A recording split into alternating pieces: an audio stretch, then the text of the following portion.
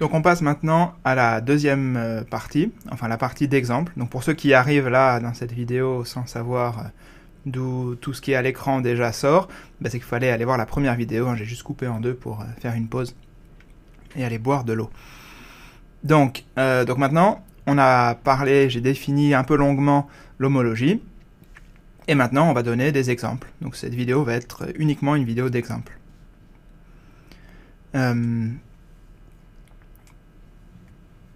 Donc je vais donner une liste, et on va commencer par quelque chose de très simple, qui est donc l'exemple 1, disons, le cercle S1.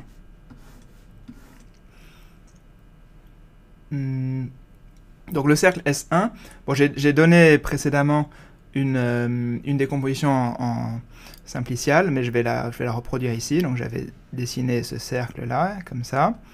J'avais mis un point A ici, un point B ici, et puis un segment A ici, et un segment B ici.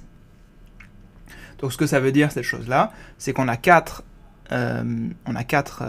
sigma, hein, je les avais dessinés plus haut, et bah, du coup le groupe des chaînes, pour que ce soit très clair, un delta 0, c'est simplement toutes les combinaisons linéaires formelles entre les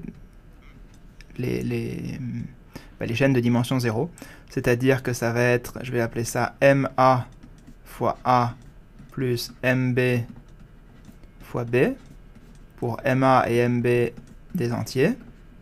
Donc c'est des combinaisons formelles. Et delta 1, c'est M petit a fois petit a plus M petit b fois petit b pour MA, MB aussi des entiers. Peut-être qu'il faut ici s'arrêter en fait sur la beauté et la simplicité de ces choses-là. C'est-à-dire que bon, maintenant qu'on le dit, on fait des combinaisons linéaires formelles de points et de segments, ça paraît peut-être pas grand-chose, mais bon, c'est peut-être c'est peut-être parce qu'on est maintenant habitué, et il faut imaginer un petit peu l'audace qu'il a fallu pour se dire, bah, on va considérer ces choses-là. Enfin, ça a une certaine élégance, et de voir que toutes ces choses un peu algébriques, un peu compliquées, vont ensuite donner les choses, des résultats géométriques. Enfin, je trouve que c'est assez joli. Et donc on va voir vraiment cette chose-là à l'œuvre ici. Donc c'est vraiment la topologie algébrique dans tout ce que ça a de plus beau. Alors, même si cet exemple est complètement trivial, mais ça me permet de le faire vraiment en entier. Donc voyons un petit peu quelle est l'application frontière. Donc ici on n'a pas 50 frontières, on a juste A et B. Donc la frontière de A, bon, on l'avait déjà dit au-dessus, c'est à chaque fois qu'on a un segment, c'est l'arrivée moins le départ, donc c'est A moins B. Et la frontière de B, c'est aussi A moins B. Donc très bien. Et maintenant, pour calculer l'homologie, je vais écrire explicitement le complexe simplicial. Alors, je vais écrire plutôt les... Il y a plusieurs choses qui s'appellent complexe simplicial. Mais... Donc, je vais écrire précisément les ensembles et les applications. Donc, ici, l'application delta, je vais le mettre ici, c'est... Pas l'application delta, pardon, l'application D, là, ce D rond, va de delta 0, de delta 1 dans delta 0. Et si je veux, juste pour la forme, je vais écrire delta 2, mais delta 2, c'est 0, parce que j'ai aucune chaîne de dimension 2. Donc j'ai ici 0, et j'ai aucune chaîne de dimension moins 1, donc j'ai 0 ici. Mais vous voyez que formellement, je peux écrire quelque chose comme ça. Et ce D là, c'est une application linéaire, donc ça va juste être représenté par une matrice. Donc une base de l'espace delta 0 ici, c'est AB. Et une base de l'espace ici, c'est AB. Et donc l'application de delta, ça va être une matrice carrée qui associe l'un à l'autre. Donc si je prends A, B ici, je lis ici cette équation-là. La frontière de A, c'est A moins B, donc je mets un coefficient 1 à A et moins 1 à B. Et la frontière de B, je le lis ici, c'est pareil, c'est aussi AB, donc c'est 1 moins 1. Donc vous voyez que ça, c'est la matrice de mon application frontière. Donc vous voyez que c'est vraiment la topologie algébrique dans tout ce que ça a de plus beau ici. On a quelque chose de géométrique, le concept de frontière, et grâce à cette idée d'avoir introduit ces groupes, delta 0 et delta 1, je transforme ça en une matrice. Et maintenant, avec ces matrices, on va pouvoir calculer, on va pouvoir faire des calculs en gros d'algèbre linéaire, quoi, donc d'images, de noyaux, etc. Donc, ici, il faut que je dise aussi quelles sont les applications ici. Bah là, c'est juste tout multiplié par 0, ça me donne 0, et ici, c'est aussi, j'ai rien, quoi, j'ai que 0. Donc maintenant, on peut calculer H0, l'homologie ici. Bah, l'homologie ici, c'est juste le noyau de ça, le noyau de 0. Bon, mais le noyau de 0, c'est tout. Donc c'est tout delta 0 divisé par l'image de delta. Bon, alors le noyau de delta 0, delta 0, on a dit, c'est simplement, il est écrit au-dessus là. Donc je peux noter ça symboliquement par z fois a plus z fois b. N'importe quel entier fois le point A plus n'importe quel entier fois le point B. Et puis divisé par l'image de delta, bah, l'image c'est ces choses-là. Et encore une fois, je peux multiplier ça par n'importe quel entier. Donc z fois a moins b. Donc vous voyez qu'en gros, qu'est-ce que ça veut dire ça? Si je l'écris plus explicitement, H0 c'est l'ensemble des trucs de la forme NA fois A plus NB fois B, mais où j'ai A égale B, où j'ai A moins B considéré comme étant égaux à 0. Du coup, je peux remplacer ça par NA A moins NB A, et donc j'obtiens NA moins NB A. Donc vous voyez que finalement j'ai tous les multiples de A, et c'est tout. Donc ça, je peux le faire un peu formellement ici, en disant que cette relation-là me dit de remplacer A par B, enfin plutôt B par A, et donc du coup, disons que j'exprime B en fonction de A, et du coup ce terme-là va sauter, et va tuer ceci, donc je simplifie comme ça, et donc j'obtiens juste ZA. Et donc c'est isomorphe à Z. Donc ça c'est la version algébrique, mais la version géométrique, c'est de dire, voyons, quels sont les points ici qui n'ont pas de frontière. C'est juste des points. Là, il n'y a pas tellement de notion de frontière pour un point. Et par contre, on identifie deux points. J'identifie A et B, puisque A et B ont plutôt A moins B, c'est la frontière de quelque chose. Donc vous voyez que le point A et le point B doivent être identifiés. Voilà, donc on a calculé que H0, c'est Z. Et du coup, j'ai donné la définition de groupe de Betti, qui est juste le nombre de facteurs Z qu'on a. Donc ça nous dit que le 0e nombre de Betti est égal à 1, puisqu'il y a un seul facteur Z. Bon, puis faisons maintenant la même chose ici. Donc H1, c'est, encore une fois, la même chose, le noyau de delta divisé par l'image du truc qui est avant, qui est ici 0. L'image de 0, c'est juste 0, donc je divise par rien du tout, je ne tue rien du tout, donc c'est juste le noyau de delta. Bon, le noyau de delta, c'est quoi? C'est les choses qui n'ont pas de bord. Et donc ici, on voit bien ce que ça va être le noyau de delta. Ça va être le vecteur, vous voyez, si j'applique le vecteur 1 moins 1, j'obtiens 0. Donc en fait, le noyau de delta, c'est Z fois A moins B. Vous voyez que A moins B, si je calcule la frontière de A moins B, j'obtiens 0. Puisque la frontière de A et la frontière de B, c'est la même chose. Donc c'est isomorphe à Z. Donc géométriquement, qu'est-ce que je dis? A moins B, si je regarde ce que c'est, A c'est là, et moins B c'est B parcouru dans l'autre sens, ça ce serait moins B. Et donc vous voyez que A moins B, c'est l'ensemble du cercle lui-même. Et effectivement, l'ensemble du cercle, c'est bien quelque chose qui n'a pas de bord, et qui n'est pas le bord de quoi que ce soit d'autre. Et c'est tout ce qu'il y a. Vous voyez que je n'ai pas le droit de prendre un segment seul. Ce segment-là n'est pas un élément de H1, puisqu'il a des bords. Donc il faut prendre le cercle tout entier, donc il n'y en a qu'un, et ça nous donne que H1 c'est Z, et donc du coup B1 c'est aussi égal à A1.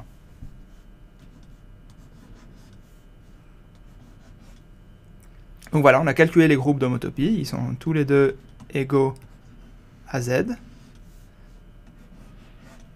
Et on a calculé les B, le nombre de bêtis, et à partir de ça, on peut calculer le polynôme de points carrés, PS1 de x.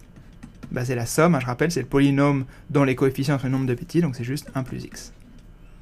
Et la caractéristique de l'air, je rappelle que c'est ça évalué en moins 1, donc ça fait 1 moins 1, ça fait 0. Voilà, donc là on a fait cet exemple-là en grand détail. Donc c'est le cercle. Très bien. Bon, donc maintenant on va passer à un exemple un petit peu plus intéressant. Enfin celui-là était déjà quand même intéressant, mais un exemple plus intéressant. On va regarder, donc deuxième exemple. Quelques espaces de dimension 2.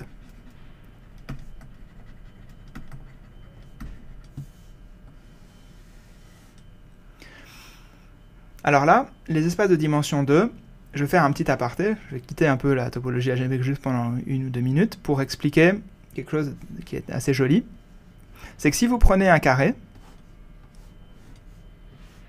à partir de ça, vous pouvez créer plusieurs surfaces sans bords. Comment? En identifiant les bords. Donc, par exemple, si vous prenez ce bord et ce bord, donc je mets des flèches pour dire dans quel sens les coller, et que vous les collez, vous obtenez un cylindre. D'accord? J'ai collé les deux bouts.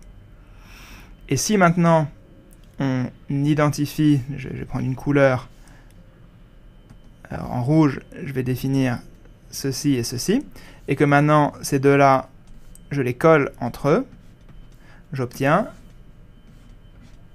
un tore. J'ai pris le cylindre et je l'ai identifié. Donc vous voyez que ce carré-là, identifié de cette façon-là, c'est le tore. Maintenant, si je prends à la place de ça, donc je reprends un carré, mais maintenant j'identifie toujours ça comme ceci, mais maintenant les rouges, je vais les identifier en faisant un tour. Bah là, alors là j'ai plusieurs façons de voir quel est le résultat. Soit je colle d'abord les flèches blanches et donc j'obtiens un cylindre comme au-dessus. Mais ensuite, maintenant j'ai l'orientation de ça qui va dans ce sens-là et ça qui va dans ce sens-là.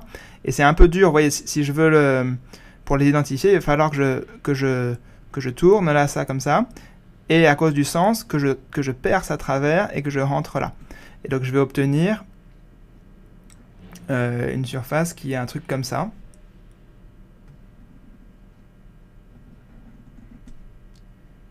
Voilà, hop. Et donc là, il faut rentrer dedans. Et on ressort comme ceci.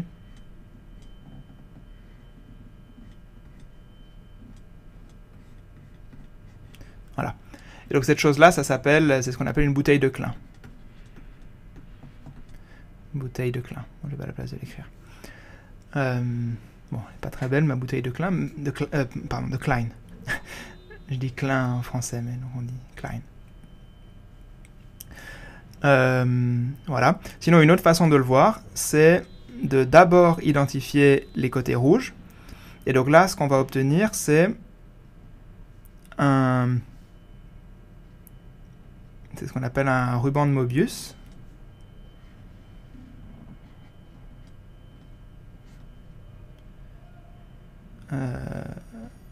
Voilà. Comme ça. Et puis... Voilà.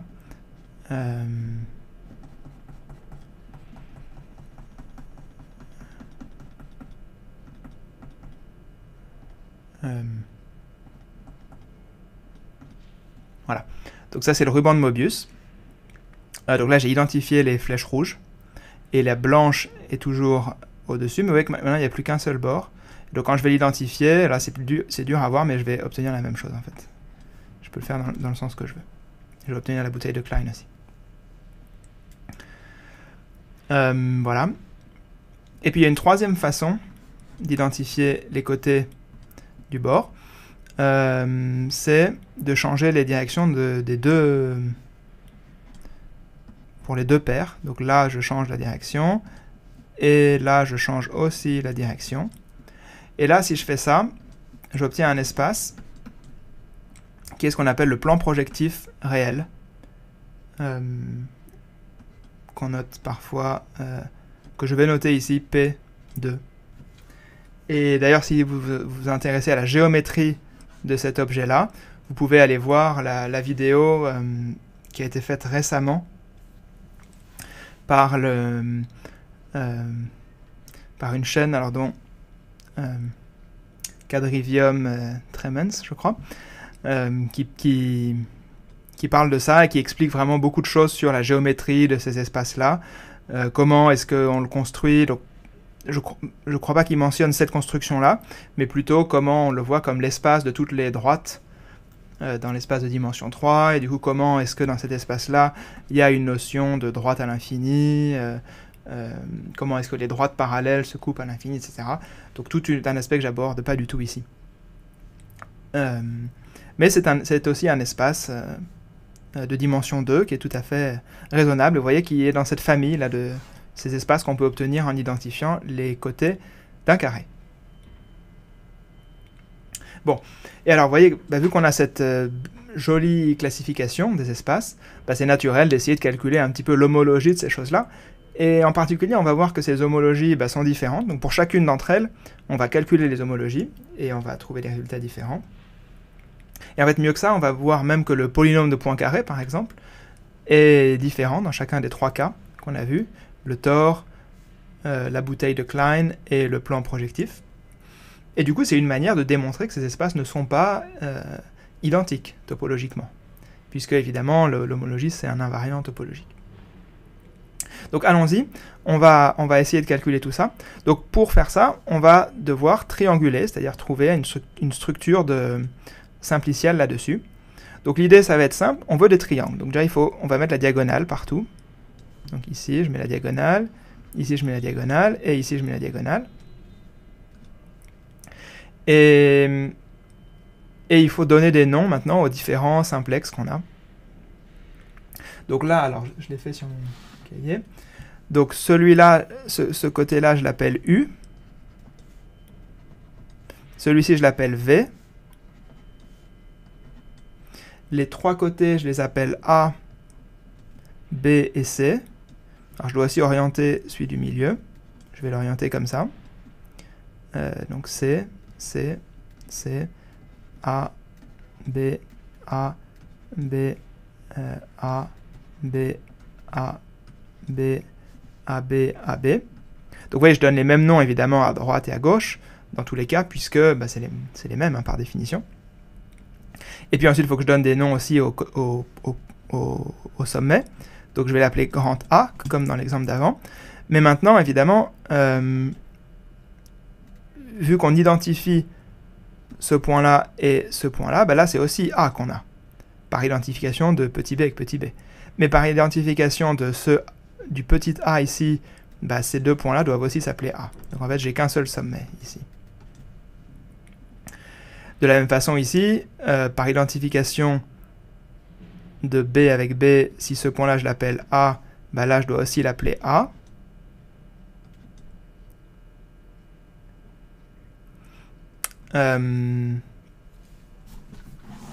Et par identification ensuite du petit a ici, c'est aussi A. A et A. Voilà. Et par contre ici, si lui je l'appelle A, vous voyez que j'ai rien qui m'oblige à appeler celui-ci de la même façon. Donc celui-ci c'est un point différent que je vais appeler B. Et puis ici j'ai A à nouveau. Et puis ici j'ai B.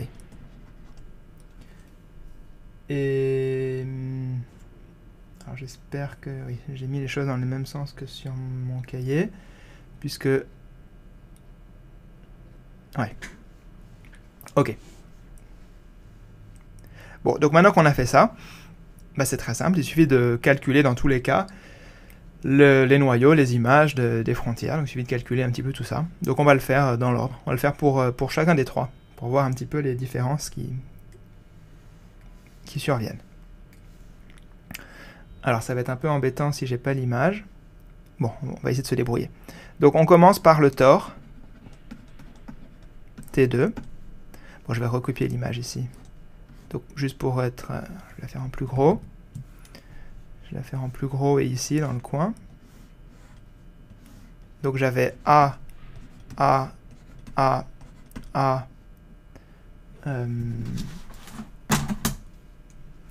J'avais appelé celui-ci petit a, petit b, petit a, petit b, la diagonale, petit c, ici U et V. Ah oui, et je dois aussi donner une orientation, donc je vais orienter U arbitrairement comme ceci, et V arbitrairement comme ceci.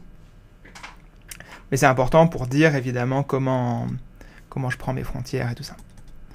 Donc maintenant, le complexe simplicial, bah, c'est un peu comme avant, sauf que au lieu d'avoir que delta 1 et delta 2, pardon, que delta 0 et delta 1, maintenant j'ai delta 2 aussi.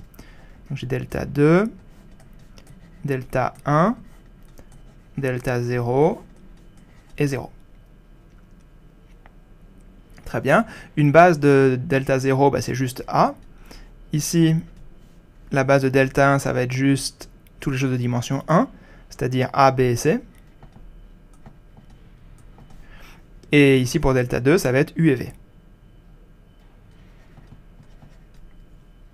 Bon, l'application ici de 0, bah, c'est juste 0. Ici, c'est juste 0. Et ici, c'est delta. Enfin, c'est D, la frontière, des ronds. Et on peut écrire une matrice. Ici, vu que ça va d'un truc de dimension 3 dans dimension 1, ça va être une matrice 3 par 1. Et donc, je peux mettre A, B, C. Quelle est la frontière de petit a? Bah, je calcule ici, c'est la frontière de petit a, c'est grand A moins grand A, donc ça fait 0. Pour B, pareil. Pour C, pareil. Donc en fait, c'est juste 0. Donc delta, c'est égal, enfin, des ronds, c'est égal à 0. Et ici, j'ai une matrice de taille 2 par 3, UV, et je calcule quelle est la frontière de U. Donc je parcours U dans le sens de l'orientation. Donc j'ai d'abord A, donc je mets un 1 ici, puis B, donc je mets un 1, puis C est parcouru dans le sens inverse, donc je mets moins 1. Et pour V, je fais pareil, j'ai A, donc je mets 1, puis C dans le sens inverse, donc je mets moins 1, puis B dans le bon sens, donc je mets un 1. Donc voilà ma matrice. Et maintenant que j'ai les matrices, il suffit de calculer les noyaux et compagnie. Donc, bah, commençons ici. H0. H0, qu'est-ce que c'est? On avait dit que c'était le noyau de 0. Bon, ben, donc ça, c'est tout. Donc, c'est l'ensemble généré par A. Et je quotiente par l'image des frontières, mais qui est 0. Donc, je ne quotiente par rien du tout. Donc, c'est juste A. Et effectivement, j'ai qu'un seul point. Donc, H0, c'est Z, et c'est tout. Donc, ça, c'était facile. Maintenant, voyons H1. Donc H1, je rappelle, c'est le noyau de des ronds ici. Mais le noyau de des ronds, vu que des ronds c'est 0, le noyau c'est tout. Donc c'est tout delta 1. Et donc delta 1, je rappelle, c'est généré par... C'est tous les entiers multipliés par ABC. Donc je peux le noter ça comme Z fois A, plus Z fois B, plus Z fois C. Et je dois diviser par l'image de ce des ronds qui est là. Et donc l'image, bah, vous voyez, vu que les deux colonnes sont les mêmes, l'image c'est juste une colonne. Donc c'est A plus B moins C.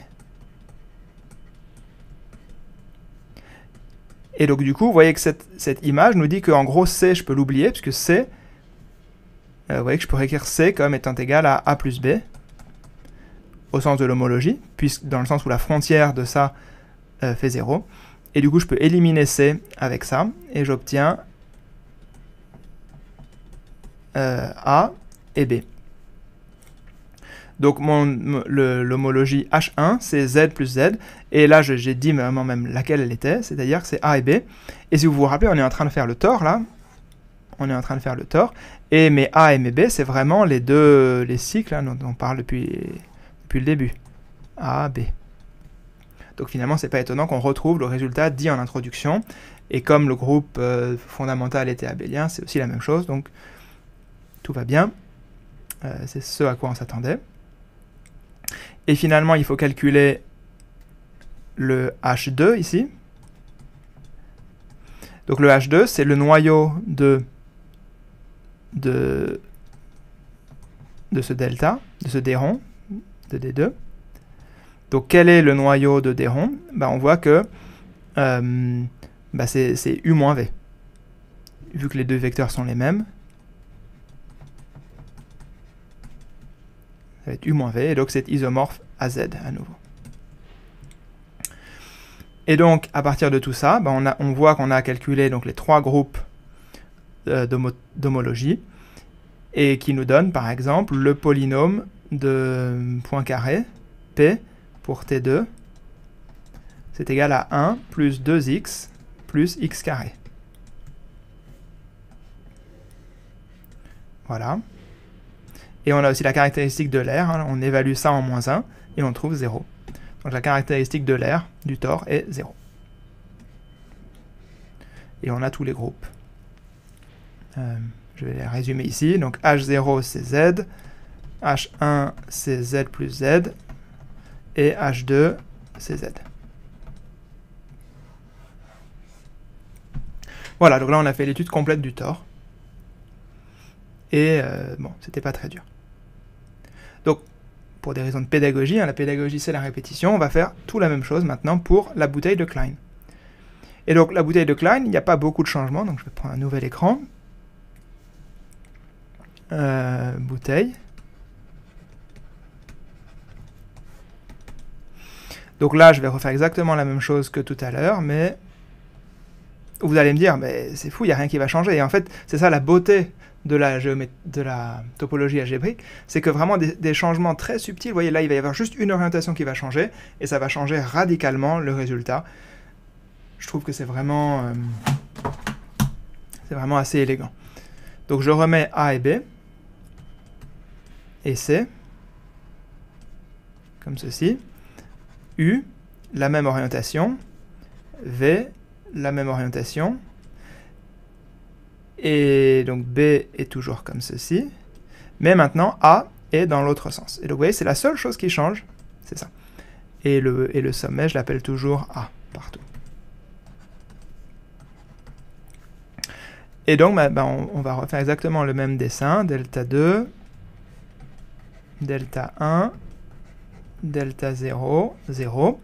Une base est toujours donnée par A ici, c'est toujours donné par A, B et C ici, et toujours donné par U et V ici. Du coup, ici, on a toujours une matrice 1 par 1. Ici, on a toujours la frontière 0, 0.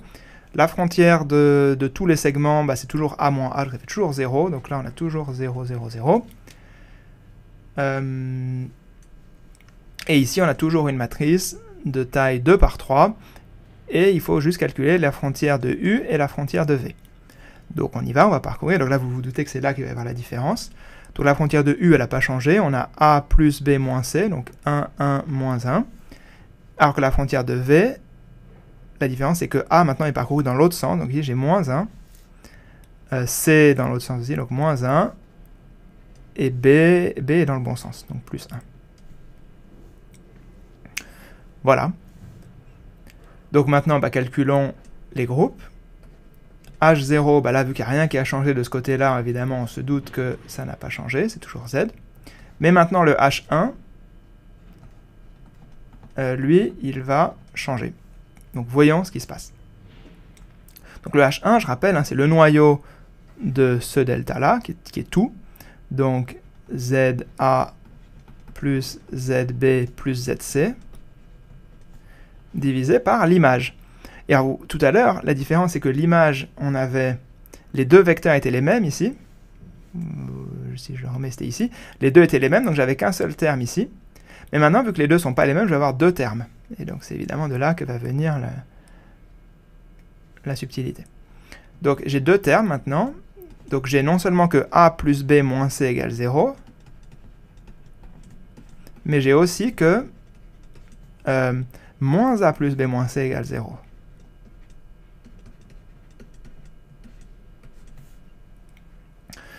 Voilà.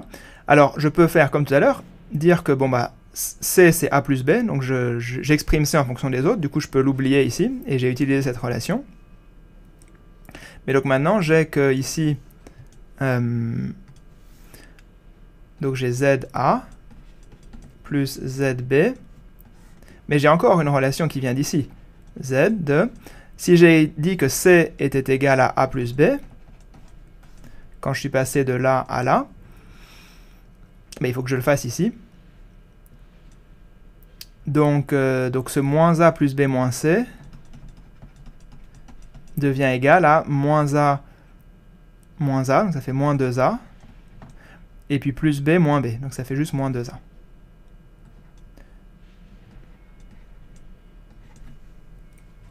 Donc vous voyez que maintenant, ici, qu'est-ce que je dis? Je dis que je génère tous les multiples de A, mais que dès que j'ai un multiple de moins 2A, ça doit faire 0. Du coup, en gros, je dois juste garder le multiple 0 et 1. Parce qu'après, si j'ajoute un nombre pair de fois A, ça doit faire 0. Donc, ce que j'obtiens, c'est, en gros, la simplification de ce truc-là. Ça va me donner un Z sur 2Z. Et ZB reste. Donc voilà le H1. Et donc là, vous voyez que c'est le premier exemple d'un groupe dans lequel on a un élément de torsion. Cette chose-là, c'est la torsion. Si vous vous rappelez, j'avais parlé de la torsion, j'avais dit que c'était les facteurs, les groupes cycliques finis. Et ça, c'est un groupe infini. Donc j'obtiens H1, donc je vais le résumer ici. Donc H0, c'est égal à Z. Donc on a B0 qui est égal à 1. On a H1 qui est égal à Z sur 2Z plus Z. Donc B1 qui est égal à 1 aussi, parce qu'on a un seul facteur infini. Et il nous reste H2 à calculer. Ici. Donc H2, c'est juste le noyau de delta, de d'Héron. J'ai vraiment du mal avec ça. Et ben, il faut calculer ce que c'est. Et ben, vous voyez que cette matrice-là, elle n'a pas de noyau. Enfin, le noyau est trivial, donc c'est 0. Et donc B2 est égal à 0. Donc ça, c'est les nombres de Betti et les groupes. Et donc je vais mettre ici dans un coin le polynôme de Poincaré pour la bouteille de Klein, PK. Vous voyez que j'ai juste maintenant 1 plus x. Et que le polynôme et que la caractéristique de l'air vaut 0.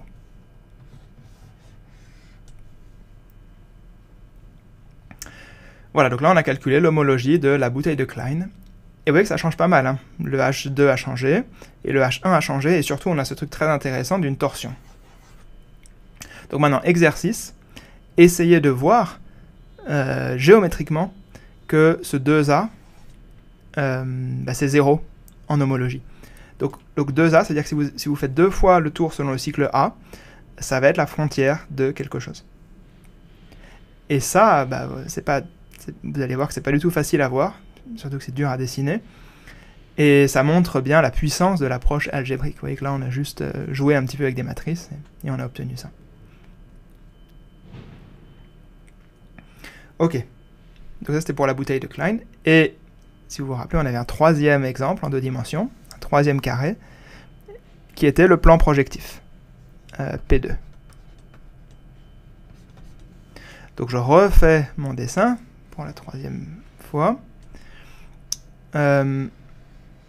Donc j'ai toujours C au milieu, A, B, et donc là vous vous souvenez, le plan projectif, il fallait changer les flèches pour les 2 bords. Donc A va dans ce sens-là, et B va dans ce sens-là. On a toujours notre U qui tourne dans un certain sens, V dans un autre sens. Et maintenant, on avait deux points. On avait A ici, et puis B, A et B. Et donc on peut refaire la même chose. 0, delta 2, delta 1, delta 0, 0. l'application 0, 0, la frontière, la frontière. Donc une chose qui a changé, c'est que maintenant, une base de delta 0, il y a 2 points. Maintenant, on a A et B. Donc au lieu d'avoir une matrice de taille 3 par 1, donc on a toujours 3, hein, A, B, C, et ici U et V. Au lieu d'avoir 3 par 1, on a maintenant 3 par 2. Donc A, B, C. Calculons les frontières de ces points. Bah, le point A, sa frontière c'est B moins A, on peut le lire ici sur le dessin, B moins A. Donc c'est B moins A. Pour B c'est A moins B. Vous voyez l'orientation que j'ai prise là? C'est A moins B. Donc c'est A moins B. Et pour C, c'est A moins A, donc ça fait 0. Et ici, on a une matrice 2 par 3, qui est comme avant, donc il faut lire encore une fois U en parcours. Donc on a A avec un coefficient 1, B avec un coefficient 1 et C moins 1. Et puis pour V, on a A avec moins 1, C avec moins 1 et B avec moins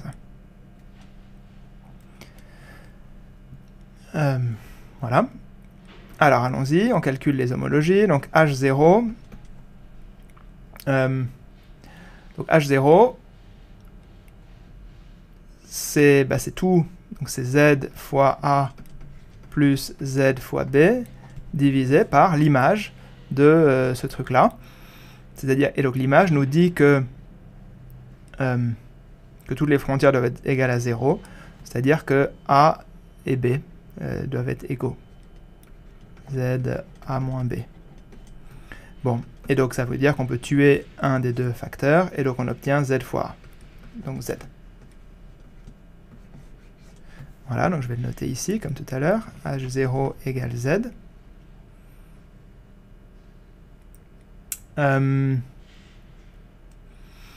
Ensuite, j'ai H1, ici. H1, c'est toujours un peu le plus dur. Donc H1, c'est maintenant le noyau de ceci. Alors maintenant, c'est un peu non trivial. Donc H1, c'est le noyau de ça.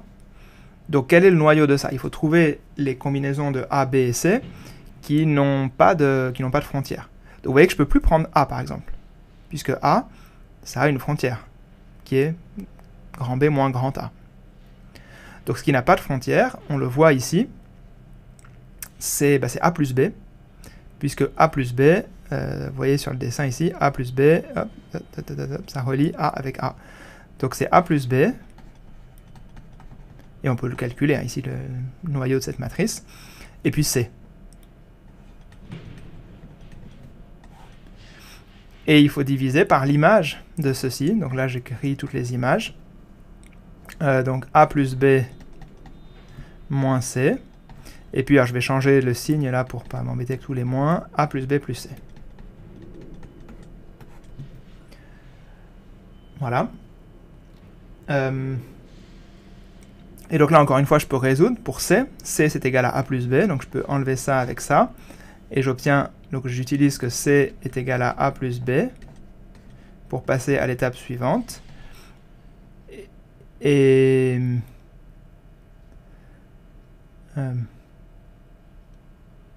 en fait j'aurais pu même ouais, je vais même tout écrire en fonction de C du coup. Donc maintenant A plus B, c'est juste C. Donc c'est Z fois C divisé par A plus B c'est C, et puis C, donc 2C. Z fois 2C. Est-ce qu'on voit toujours ce que j'écris là? Oui, limite. Et donc c'est Z sur 2Z.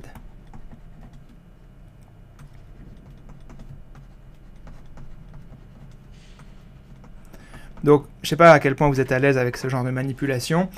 Vous pouvez tout faire vraiment en revenant, j'essaye ici de faire tout tenir sur un écran, mais vous pouvez revenir vraiment aux définitions, voir qui est tué par qui, classe d'équivalence, et tout un tour. Et donc maintenant il faut calculer le troisième groupe d'homologie, H2, qui est égal au noyau de ce delta là, de ce déron là. Et là, encore une fois, ces deux vecteurs sont indépendants, donc il n'y a rien du tout. Et donc on obtient que le polynôme de Poincaré, là oui, donc les nombres de Betti, ici, B0 égale 1, mais vous voyez que B1, il n'y a aucun facteur infini, donc c'est 0, et B2 c'est aussi 0. Donc le polynôme de Poincaré c'est juste 1, tout petit. Et puis du coup, le caractéristique de l'air c'est aussi juste 1.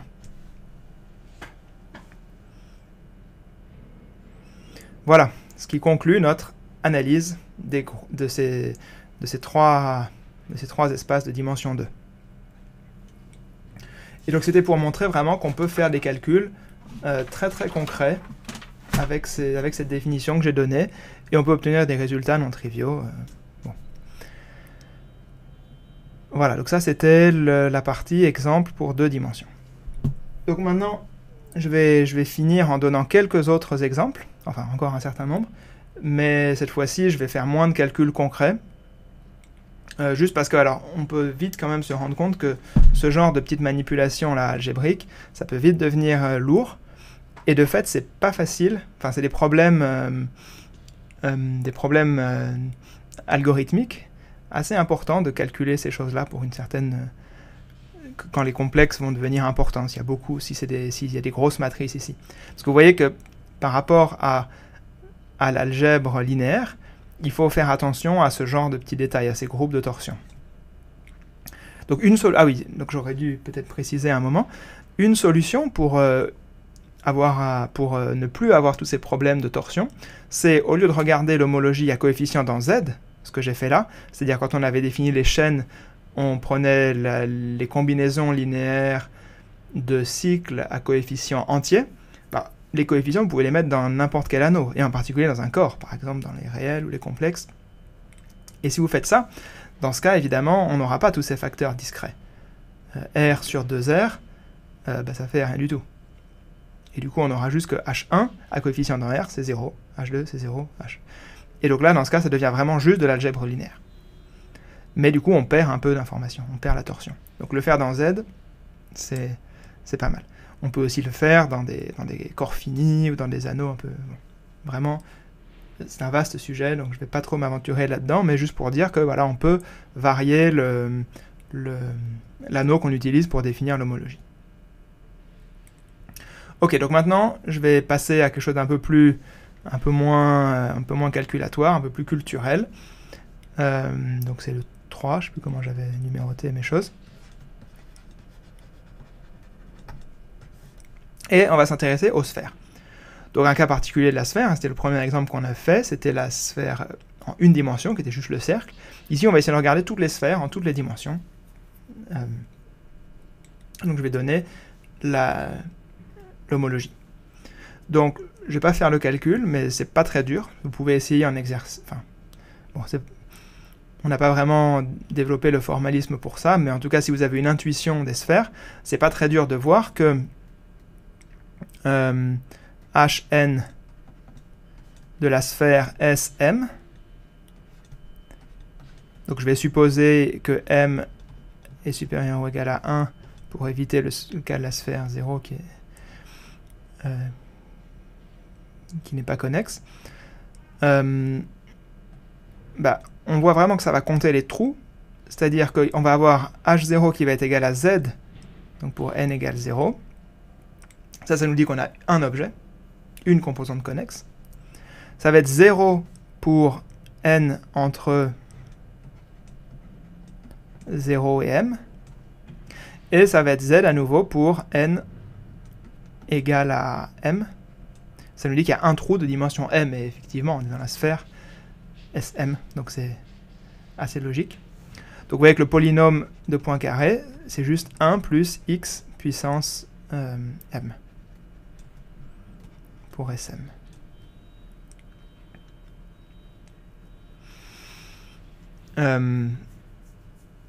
Voilà. Alors, je viens de me rendre compte que j'ai pas du tout dit pourquoi est-ce que c'était intéressant d'avoir ce polynôme de Poincaré. Alors, je vais pas le dire en fait tant que ça, mais quand même il y a une formule qui est assez jolie, c'est que si vous avez deux espaces A et B, alors le polynôme de Poincaré de A fois B, c'est le polynôme de Poincaré de A fois le polynôme de Poincaré de B. Donc ça c'est assez joli. Par exemple, du coup si vous voulez calculer pour un tore ou pour un produit de sphère. Donc disons que vous voulez les groupes d'homologie, alors peut-être pas les groupes d'homologie, mais du moins les nombres de Betti pour produit de deux sphères, SA fois SB, bah, vous pouvez utiliser cette formule-là. Donc un exemple tout bête, pour le tore T2, bah, T2 c'est juste le produit d'un cercle avec un cercle, donc c'est le polynôme de Poincaré d'un cercle au carré. Pour un cercle, on l'avait dit au début, c'était 1 plus x. 1 plus x au carré, donc vous pouvez 1 plus 2x plus x carré, si vous vous rappelez bien, c'est bien ce qu'on avait trouvé pour le groupe d'homologie du tore. Donc c'est assez joli. Et si vous voulez le tore en 3 dimensions, ça va juste être 1 plus x puissance 3, etc. Et donc en utilisant cette formule-là, on obtient que le nombre de Betti Bn du tore m, c'est le coefficient de x puissance n dans 1 plus x puissance m, et donc c'est n parmi m. Voilà, un exemple d'application. Pourquoi est-ce que je parle toujours de ces polynômes? Et aussi parce que c'est des invariants algébriques, etc. Donc voilà, donc ça c'est le résultat pour les sphères, je n'ai pas démontré, mais c'est assez intuitif. Mais je voulais mentionner ça pour aussi une autre raison, c'est-à-dire pour comparer avec les lomotopies. Donc si je compare avec l'homotopie,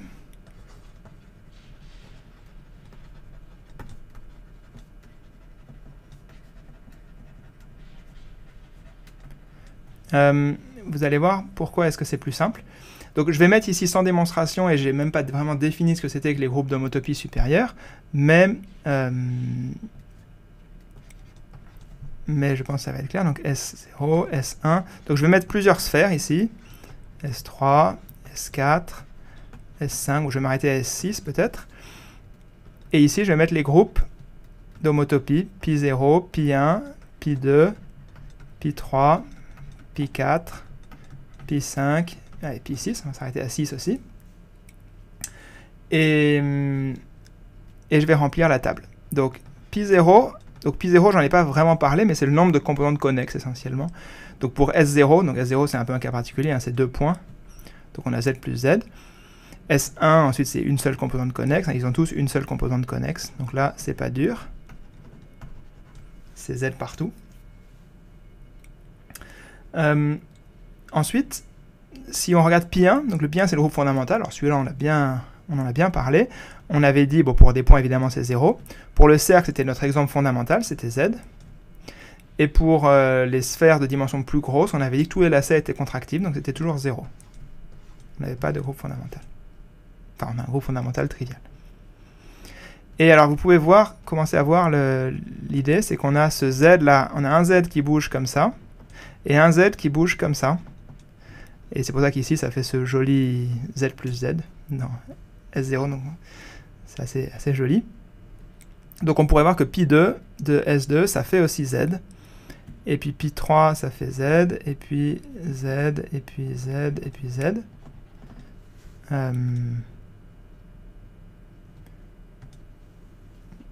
Voilà.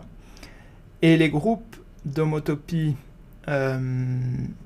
donc par exemple si je reste pour le Pi2, pour S3, vous voyez que si j'essaye d'injecter une sphère S2 dans S3, je vais pouvoir toujours le déformer en un point. Du coup en fait ça va faire 0, tout va faire ici 0.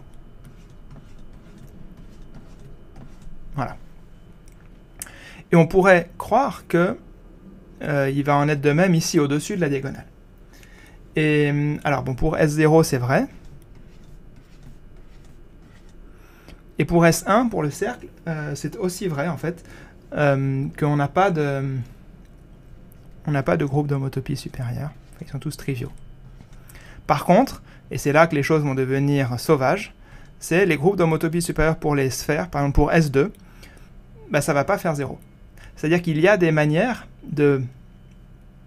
non triviales de mettre la sphère S3, de l'inclure dans la sphère S2. Et bon, encore une fois, j'ai pas trop parlé de l'homotopie, donc je ne vais pas rentrer trop dans les détails, mais c'est des calculs qui sont très difficiles à faire. Et bon, et donc ça donne des résultats qui sont ici. Ici, on va trouver Z. Donc je le mets en rouge. Z, c'est exceptionnel. Et puis par contre, on trouve des groupes finis, comme ici. Ici, on a Z2. Donc je note, hein, j'utilise l'abréviation ZP pour Z sur PZ, pour pas avoir à me trimballer des longs trucs. Donc Z2, c'est Z sur 2Z. Si je regarde la sphère S3, le pi 4 de S3, c'est, alors là je regarde sur mes notes, c'est aussi égal à Z2. Donc vous voyez que, bon, voilà, on a un certain nombre de choses comme ça. Et puis, donc et puis pareil pour le pi 5, on va aussi trouver Z2. Z2, Z2, Z2. Alors peut-être que vous pouvez vous dire, ah bah en fait on va avoir des Z2 partout, peut-être que c'est un truc bizarre, des sphères, je sais pas, il y a deux manières d'émettre une sphère. Bon bah non, c'est raté si vous pensez ça. Bon là on a encore des Z2 et des Z2. Mais là, attention, roulement de tambour, qu'est-ce qui se passe pour regarder le pi 6 de Z2? Bah, il se trouve qu'on a non pas Z2 mais Z12. Et là aussi Z12. Donc tout d'un coup on a ce groupe cyclique d'ordre 12 qui apparaît. Bon, c'est quelque chose d'assez mystérieux. Et bon, en tout cas c'est comme ça. Et c'est pour cette raison-là que les groupes d'homotopie sont vraiment très compliqués. En particulier, là, vous pouvez continuer la liste, et vous allez vraiment trouver des groupes vraiment apparemment sans logique. Et en fait, c'est même pas connu. Hein. C'est un problème ouvert de trouver tous les groupes à ma connaissance, c'est un problème ouvert de trouver tous les groupes d'homotopie, juste de la sphère S2 par exemple, et des autres évidemment aussi. Donc c'est vraiment très compliqué, l'homotopie compliquée. Maintenant, pour l'homologie, donc je vais changer de couleur, je vais me mettre en bleu. Maintenant, si je remplace tous ces groupes H par les H, HN, qu'est-ce qui va se passer? Bah, la partie où c'est simple, donc toute cette partie-là, je vais la garder telle qu'elle, hein, c'est ce que j'ai dit au-dessus. Le HN de SN, c'est Z. Par exemple, pour S3, on a Z ici, et pour le pi 3. Et tous les groupes supérieurs sont 0. Donc là, tout ça, on enlève tous ces trucs compliqués et on met des zéros partout. Donc vous voyez que l'homologie est beaucoup plus simple que l'homotopie de ce point de vue-là. Et c'est pas juste une histoire de rendre les trucs non abéliens abéliens, parce que vous voyez que tout ça, c'est tout abélien. De fait, tous les groupes... Alors attendez, il faut que je remette en blanc. Tous ces groupes-là seront forcément abéliens, en fait. Pour n'importe quel espace. Mais malgré tout, l'homologie simplifie énormément. Donc ça, c'était pour les sphères. Et donc, je voudrais donner... Ah oui, je voulais juste faire un petit commentaire ici. C'est que, à un moment, vous savez qu'une de mes grandes idées, c'est de parler à un moment de théorie des groupes et de groupes de Lie, etc. Ce S3, là, c'est assez important de voir que c'est un groupe. C'est ce qu'on appelle le groupe SU2, pour ceux qui connaissent, ou le groupe spin 3. Et donc, les propriétés qui sont indiquées ici auront une certaine utilité plus tard. Ok, donc voilà pour mon exemple. Maintenant, je voudrais donner... Donc là, les sphères, on peut se dire que du point de vue de l'homologie, bon, finalement, c'était un peu trivial. Donc, je voudrais donner un autre exemple d'une famille d'espaces. Donc, ça va être un tableau assez similaire à ça. C'est les espaces projectifs.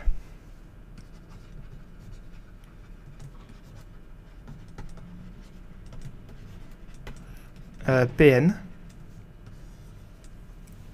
Donc, on a fait tout à l'heure en détail le P2, le plan projectif réel.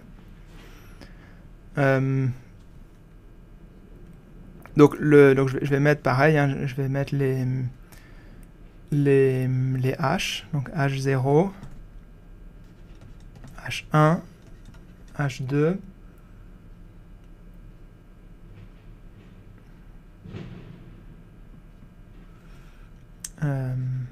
H3, H4, H5, alors je sais plus, je vais m'arrêter à 5. Et donc ici je vais mettre P0, P1, P2, P3, P4. Voilà, j'aurais peut-être pas dû mettre P0. Je vais enlever P0 parce que P0... Je vais partir à P1,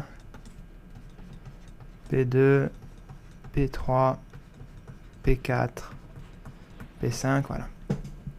Bon, etc. Sous-entendu, c'est toujours RP, hein, réel. Donc ce P1 en particulier, c'est juste le cercle, S1. Et donc quelles sont les homotopies, les homologies plutôt. L'homologie de S1, on l'avait calculé tout à l'heure, hein, c'était ZZ, et tous les autres 0. Donc évidemment, ici, on va encore avoir cette notion de la diagonale au-dessus de laquelle on n'a rien, parce que les homotopies, les homologies en dimension plus grande que l'espace sont forcément égales à 0. C'est un des gros avantages de l'homologie par rapport à l'homotopie, justement. Pour P2, on l'a calculé tout à l'heure. Donc si vous vous rappelez bien, pour P2, on avait trouvé Z pour H0. Et d'ailleurs, pour tous, H0 va forcément être égal à Z, parce que c'est une composante connexe.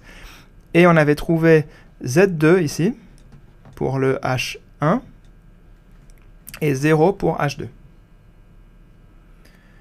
Et si on faisait le même calcul pour les autres plans projectifs, on trouverait Z2 partout, en fait, ici. Donc on a cette série infinie de Z2 pour le premier groupe d'homologie des plans projectifs, des espaces projectifs. Ensuite, qu'est-ce qui se passe pour H2 ? Il se trouve que les H2 sont toujours égaux à 0. C'est comme ça. Et en fait, pour tous les paires, ça va toujours être comme ça, 0 partout. Donc, encore une fois, je ne démontre pas, mais on pourrait le faire par des arguments similaires à ce qu'on a fait avant. Et le H3, là, pour P3, on va avoir quelque chose de non nul. Et ensuite, on se retrouve avec nos facteurs Z2, Z2, etc. Et si je faisais pour H5, là aussi, je trouve Z. Et puis après, je vais avoir des Z2, etc. Donc vous voyez que je peux faire une structure comme ça, donc je vais mettre en vert, où j'ai des chaînes de Z2 qui commencent juste en dessous de la diagonale.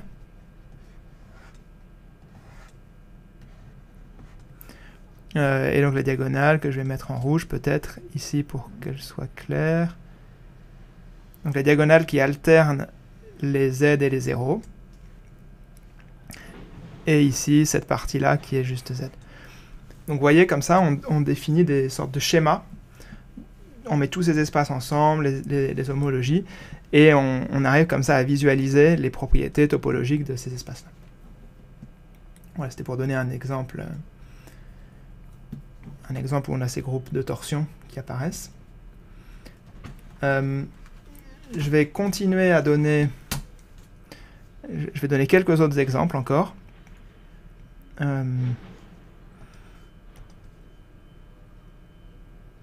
Donc là maintenant un exemple vraiment d'une nature différente, c'est ce qu'on appelle les graphes. Donc c'est peut-être le... Je sais plus à combien d'exemples j'étais. Ah oui, j'avais dit que 3 c'était sphère, donc 4 c'est censé être les espaces projectifs, et donc là on est à 5. Les graphes. Donc les graphes, qu'est-ce que c'est ? C'est vraiment ce que c'est qu'un graphe, donc je vais donner un exemple. Je ne vais pas donner de définition précise, parce que là on est en fin de vidéo, ça doit faire je ne sais pas combien d'heures que je parle. Mais donc voilà, un graphe. Alors je vais dessiner, j'en ai dessiné un sur mon cahier, un peu au hasard. Voilà, comme ça. Je sais qu'il y a pas mal de gens qui aiment bien les graphes, donc c'est bien que je donne un exemple. Voilà un graphe, c'est des points reliés par des arêtes. Et évidemment, on peut considérer ça comme des espaces topologiques. Et la triangulation ici est vraiment tout à fait évidente. Chaque arête, ça va être un générateur de delta 1, et puis chaque sommet, un générateur de delta 0.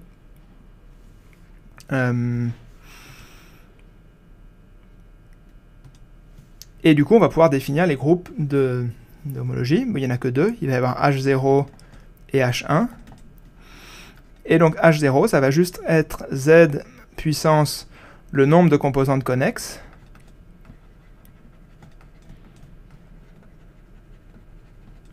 Donc ici, pour mon exemple, ça va être Z plus Z. J'ai deux composantes connexes. Et H1, ça va être z puissance, intuitivement, c'est le nombre de cycles.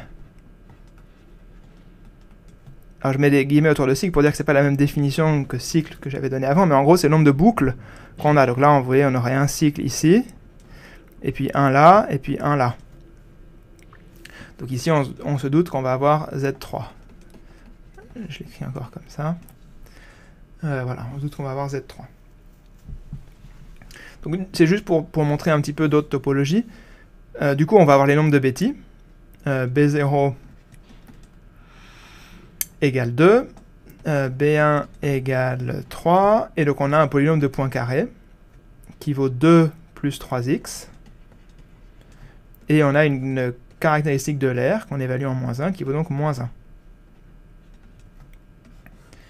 Et je montre ça parce que la caractéristique de l'air, c'est quelque chose en fait qui a été défini par Euler, évidemment bien avant que toutes ces choses-là d'homologie, de topologie, tout ça existe.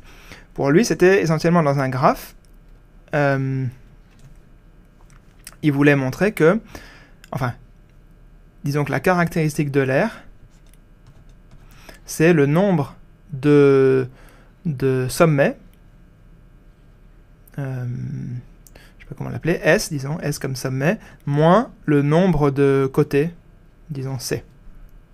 Donc ici, si je compte le nombre de sommets, j'en ai 1, 2, 3, 4, 5, 6, 7, 8, moins le nombre de côtés, j'en ai 1, 2, 3, 4, 5, 6, 7, 8, 9, et donc 8 moins 9, ça fait moins 1. Vous voyez qu'on trouve bien le nombre qui est ici. Donc cette caractéristique de l'air, elle vaut moins 1. Et alors, une autre chose qu'il faut dire à propos de ça, c'est que si j'ai un graphe planaire, comme c'est le cas ici, et si, ça vous avez peut-être entendu dire qu'on peut définir une autre caractéristique de l'air qui serait le nombre de sommets moins le nombre de côtés plus le nombre de faces.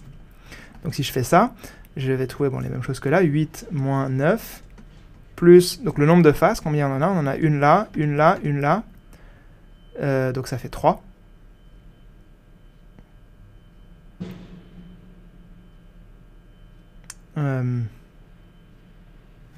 Plus 3.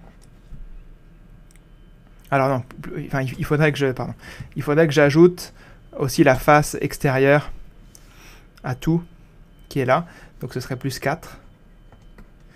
Et donc je trouve 3.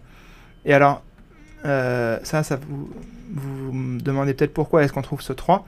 Donc l'idée c'est que si j'avais un graphe connexe, là en fait ça donne pas 2, parce que j'ai pas un graphe connexe. Mais si, mon explication n'est pas claire, donc je vais reprendre un graphe maintenant connexe. Donc disons que j'oublie celui-ci et je dessine juste, disons juste la partie connexe. Là, comme ceci. Là, si je calcule la caractéristique de l'air dans le sens... alors, je vais pas l'appeler caractéristique de l'air pour pas embrouiller. Donc, je calcule S moins C plus F. Le nombre de sommets, donc 1, 2, 3, 4, 5, 6. Moins le nombre de côtés, 1, 2, 3, 4, 5, 6, 7, 8.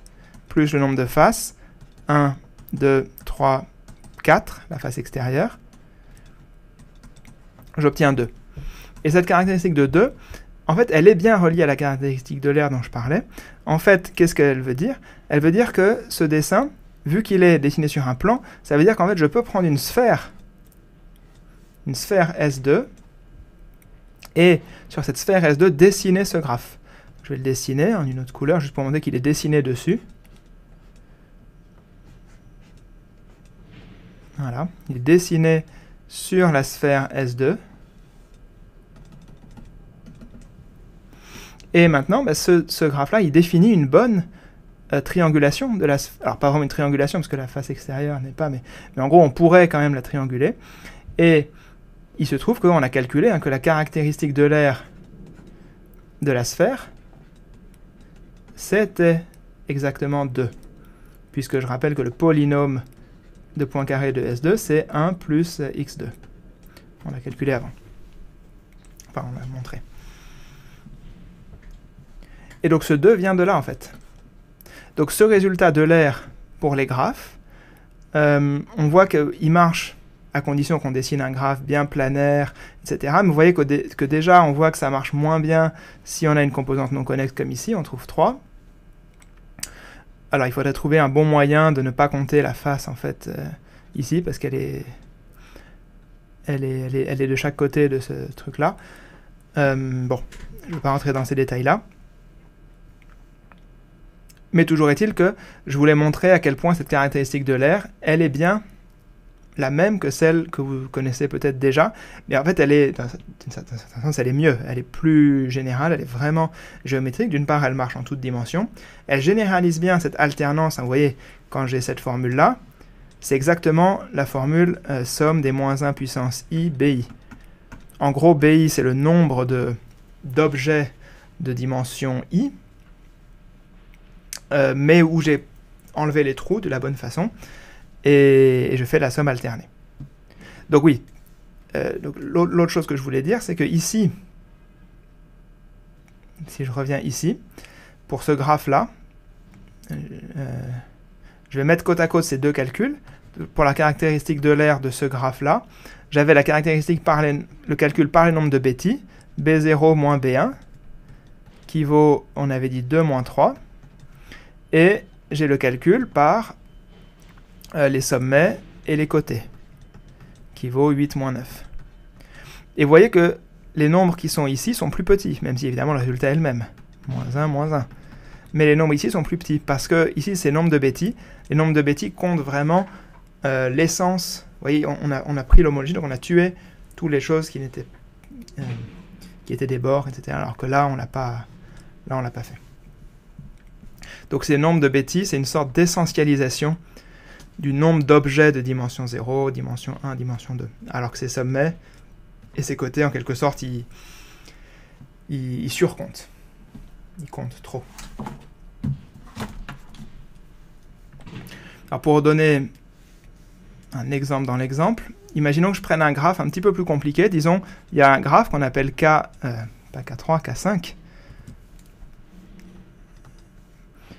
qui est connu parce que il apparaît dans un théorème. Donc c'est en quelque sorte un des graphes fondamentaux qui sont non planaires. Voilà, donc il faut dessiner comme ça, il m'en manque une, voilà. Donc ça c'est le groupe K5, le graphe K5 plutôt. Et encore une fois, je peux calculer la caractéristique de l'air, et je peux utiliser la formule que je veux pour le faire. Et donc, je vais laisser ça comme un exercice, calculer la caractéristique de l'air en utilisant la méthode des côtés et sommets, et en utilisant l'algèbre homologique. Enfin, pas vraiment l'algèbre homologique, en fait, juste les groupes d'homologie. Donc, donner des noms à ces sommets, A, B, C, etc. Donner des noms à tous ces trucs, et puis calculer les groupes d'homologie. Voilà, et je vais donner un dernier... Donc ça, c'est, disons, un exercice. Appelons ça une énigme, pour faire un peu plus ludique. Et vous voyez que c'est un peu moins trivial de compter les faces ici, hein, déjà. Donc c'est pour ça que, encore une fois, l'aspect algébrique est utile. Et oui, donc un dernier exemple que je voulais donner, parce qu'il est important et on s'en resservira, c'est, alors je ne sais plus quel numéro c'est, mais c'est la surface de Riemann. Donc quand je dis de Riemann, en fait, si vous savez pas ce que c'est pas très important. C'est juste, en gros, c'est juste une surface, quoi, bien régulière, et que je vais supposer en plus orientable, compacte. Et donc si je fais ça, on peut voir que on peut calculer. Donc un exemple, hein, c'est par exemple le double tore dont j'avais parlé au début. Hein, si vous vous rappelez, j'avais dit que ici H0 c'est égal à Z, H1 on avait les 4 cycles, donc c'était Z4, et H2 c'était égal à Z. bah ça se généralise. La surface de Riemann va être caractérisée par son genre, G, qui est égal au nombre de poignées. Donc ici, par exemple, c'est genre 2, parce qu'il y a 2 poignées. Et les groupes d'homologie vont toujours être H0 égale Z, H1 égale Z puissance 2G, H2 égale Z. Et donc le polynôme de Poincaré va toujours être égal à 1 plus 2G x plus x carré. Et donc je mentionne ça parce que c'est aussi, si maintenant on calcule la caractéristique de l'air, on va trouver 2 moins 2G, qui est une formule aussi assez courante, assez omniprésente dans pas mal d'endroits. Donc il fallait que je le mentionne quand même. Voilà, donc on a été abreuvé d'exemples. J'espère que ça illustre un petit peu cette histoire d'homologie. Donc, là, pour conclure, on a fait qu'entrapercevoir cette histoire d'homologie, et j'ai finalement pas donné tant de méthodes de calcul que ça. Quand j'avais parlé du groupe fondamental, j'avais expliqué le théorème de Van Kampen, j'avais expliqué comment est-ce qu'à partir du groupe fondamental pour des espaces plus simples, on peut construire le groupe fondamental pour les espaces plus compliqués. J'avais parlé des bouquets, j'avais parlé des produits, j'avais parlé de tout un tas de choses. Ici, je ne l'ai pas fait. La raison pour laquelle je ne l'ai pas fait, c'est que tout ça se fait, et en fait c'est plus simple que pour l'homotopie, mais il y a besoin de toute cette algèbre homologique, qui est un arsenal de techniques un petit peu long à introduire. Donc je me suis dit que j'allais couper en deux, et donc dans cette vidéo-là, introduire les bases de l'homologie, et dans une potentielle future vidéo, parler de tous ces outils-là, et donc de l'algèbre homologique en tant que telle. Mais il faudrait vraiment passer quelques heures peut-être d'algèbre pure pour étudier ça. Donc en gros, allez, vu que je me suis lancé, juste pour donner un petit aperçu, l'idée c'est vraiment qu'on a ces espaces. On a des choses du genre delta n plus 1, delta n moins 1, etc. On a des applications qui vont comme ça, qui relient tous ces espaces, et qui vérifient que d rond d égale 0. Et quand on a ces choses-là, comme j'ai dit, on peut calculer ces quotients, et l'idée c'est l'étude de ces objets-là en tant que tels. Donc on veut étudier tous ces objets-là, et ça fait intervenir tout un tas de notions, Bon, je vais pas donner de détails ici. Donc je parlerai sans doute de ça un jour. Toujours est-il que ce sera peut-être pas la prochaine vidéo, parce que j'ai commencé à réfléchir et à préparer quelque chose d'assez ambitieux, dans le sens où ce sera peut-être plus novateur, donc la grosse annonce, peut-être plus novateur que ces vidéos-là que je fais. Bon, enfin, ce que je fais là, je pense que c'est pas si courant que ça, en fait, de trouver ce genre de vidéos sur Internet gratuitement. Enfin, c'est des genres de cours que j'essaye de faire de façon condensée et très efficace, très centré sur la compréhension des concepts et des exemples fondamentaux. Bon, donc c'est... je pense que... sinon je le ferais pas, si je pensais pas que ça avait une certaine valeur. Mais là, je suis en train de préparer quelque chose qui a l'air d'être... qui fait la même chose, mais sur un sujet beaucoup plus difficile, d'une certaine façon, à traiter. Non pas que ce soit beaucoup plus difficile en tant que tel, même si je pense que ça l'est en fait, mais c'est juste que c'est vraiment... J'ai jamais trouvé ce genre de vidéo ou même de contenu. Donc un gros suspense, je vais quand même dire un petit peu. En gros, je voudrais m'attaquer à la théorie quantique des champs. Donc aller un petit peu plus du côté de la physique, mais de l'aspect en fait probablement le plus difficile de la physique, comprendre, et le plus difficile à traiter de façon mathématique. Donc j'ai commencé à préparer ça, et j'ai bon espoir que d'ici quelques semaines, il y ait cette vidéo qui apparaisse. Donc j'ai de grandes ambitions pour ça, je pense que ce sera vraiment quelque chose d'intéressant. Et donc, cette série sur la topologie algébrique, je vais continuer un petit à petit. Et donc, oui, alors en conclusion, je vais garder cette image-là. En conclusion, on va voir qu'il est possible de changer l'ordre des flèches.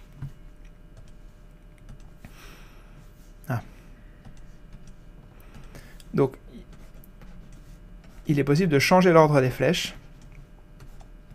C'est-à-dire que d'aller d'un truc de dimension n à un truc de dimension n plus 1. Et donc, si je fais ça, c'est ce qu'on appelle la cohomologie. Donc, j'ai un tout petit peu parlé de ça tout à l'heure quand j'ai parlé du D. Mais donc, si vous vous rappelez de ma vidéo sur les formes différentielles, j'avais introduit ce D, la différentielle, qui a une... Alors, je ne sais plus quelle notation j'avais pour les formes, les P-formes, peut-être oméga P. Mais vous voyez qu'à oméga P, ça associe une P plus une forme. Donc, en quelque sorte, ce D, vous voyez qu'on peut aussi dessiner un complexe comme ça, oméga P plus 1, oméga P plus 2, D, etc. Et vous voyez que ça marche exactement pareil, et j'ai D carré égale 0, hein, la formule dont j'avais pas arrêté de parler la dernière fois. Et vous voyez que à cause de ça, on va aussi avoir une inclusion de noyaux dans image, et donc on va aussi pouvoir définir un certain quotient, et donc les quotients ici s'appelleront la cohomologie. Donc la différence entre homologie et cohomologie, c'est, entre guillemets, juste que l'homologie, ça va en décroissant, et la cohomologie, ça va en croissant. Donc la prochaine vidéo, je ferai la cohomologie. Enfin, peut-être pas la prochaine, donc, parce qu'il y aura cette vidéo de théorie quantique des champs, mais une vidéo suivante, je ferai la cohomologie. Donc où les choses seront assez similaires à ce qu'on a fait là, mais quand même différentes. Donc ce sera le troisième pied de ce triptyque sur la topologie algébrique.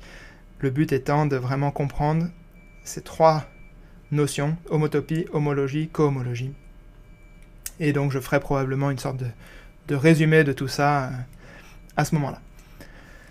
Voilà, donc je vais arrêter là cette conclusion interminable, et je vous dis donc à la prochaine fois pour de nouvelles vidéos dans de nombreux